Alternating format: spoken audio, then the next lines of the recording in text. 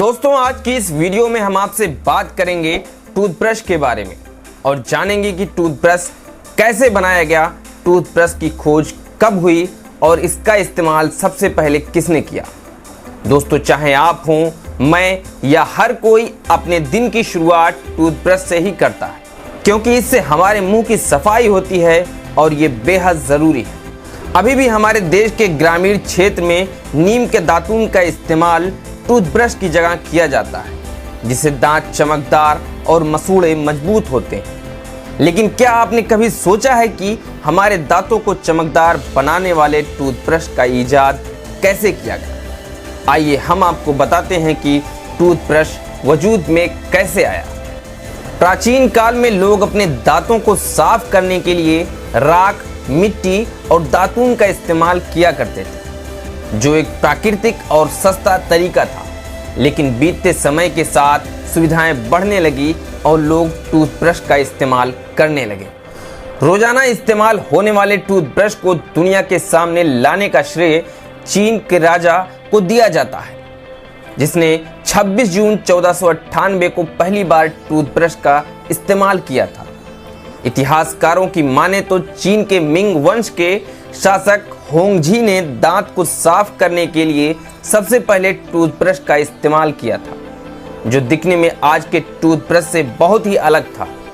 चीन के राजा होंगझी को दातून करने के बजाय लकड़ी के हत्थे पर जानवर के बाल चिपकाकर टूथब्रश को इस्तेमाल करना ज्यादा बेहतर विकल्प लगा था।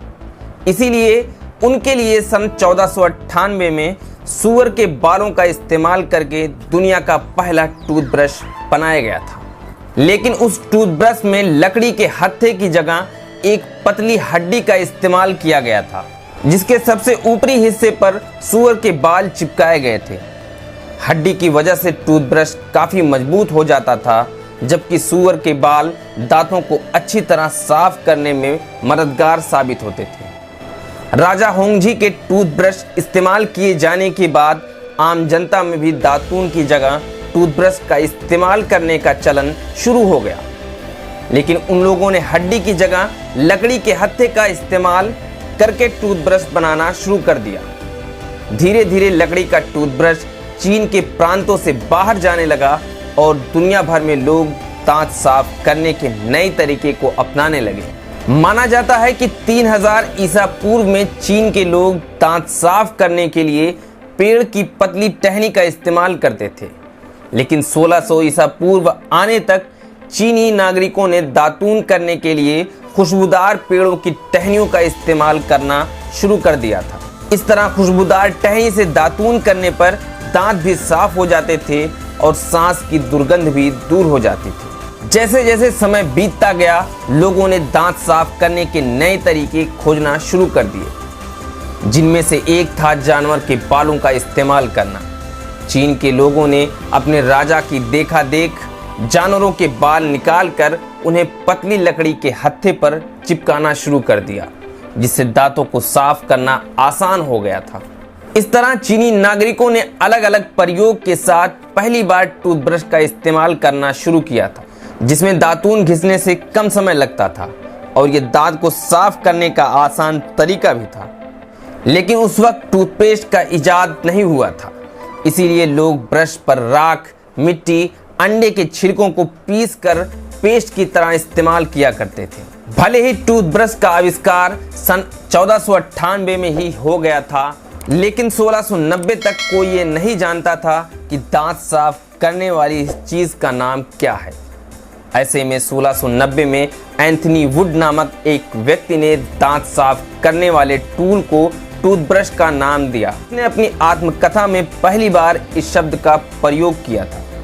इस तरह एंथनी ने अपनी आत्मकथा के जरिए लोगों को बताया कि उन्होंने एक व्यक्ति से टूथब्रश खरीदा था, जिसके इस्तेमाल करके उनके दांत ज्यादा चमकदार हो गए। इस शब्द का इस्तेमाल किए जाने के बाद दुनिया भर के लोगों ने टूथब्रश को उसके नाम के साथ स्वीकार कर लिया और आज ये हमारी जिंदगी का सबसे अहम चीज़ों में से एक है। टूथब्रश के इजाद के बाद उसके इस्तेमाल करने वाले लोगों की संख्या दिन ब दिन इजाफा हो रहा था।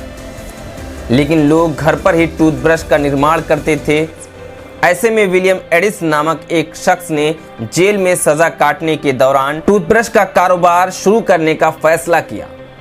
इस तरह विलियम एडिसन ने जेल से छूटने के बाद 1780 में पहली बार टूथब्रश का निर्माण कार्य शुरू किया था। इससे पहले लोग अपने घर पर ही छोटे रूप में ब्रश बनाने का काम करते थे और खुद ही उसका इस्तेमाल किया करते थे। दरअसल जब विलियम जेल में कैदी का जीवन जी रहे थे तो वह दूसरे कैदियों के मुकाबले दांत साफ करने का अलग तरीका अपनाते थे। जहां दूसरे कैदी मिट्टी और राख के जरिए दांत साफ करते थे, वहीं विलियम एक हड्डी पर गोंद लगाकर उस पर बाल चिपकाकर टूथब्रश का इस्तेमाल करते थे। लेकिन जब विलियम एडिसन ने टूथब्रश का व्यापार शुरू किया तो उन्होंने ब्रश बनाने के लिए सूअर के बाल के बजाय घोड़े के बाल का इस्तेमाल शुरू किया।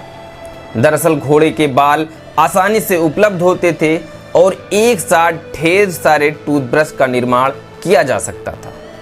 इस तरह दुनिया की पहली टूथब्रश मेकिंग कंपनी की नींव रखी गई, जिसे विलियम एडिसन ने विजडम का नाम दिया।